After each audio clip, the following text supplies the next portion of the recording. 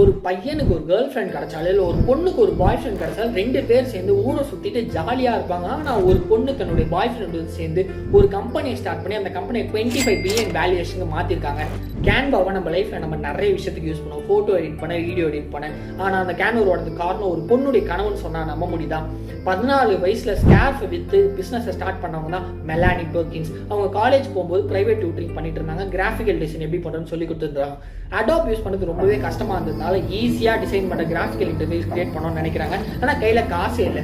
அம்மா வருஷம் year book create பண்ணுறது கஷ்டப்படுறதை பார்த்து அவங்க ஒரு சாஃப்ட்வேர் கிரியேட் பண்ணுறாங்க இயர் புக்காகவே. அந்த கம்பெனி ரொம்பவே பெருசாக மாறுது. அங்கேருந்து நிறைய இன்வெஸ்டர்ஸை புல் பண்ண ட்ரை பண்ணாங்க கேன்வா உருவாக்கிறதுக்காக. யாருமே ரெடியா இல்லை. பில்லுன்னு ஒருத்தர் எப்படி கன்வின்ஸ் பண்ணி உள்ளே வர வைக்கிறாங்க. அந்த கம்பெனியை ஸ்டார்ட் பண்ணி 5 வருஷத்துல கேன்வா ப்ரொடியூஸும் பண்ணுறாங்க.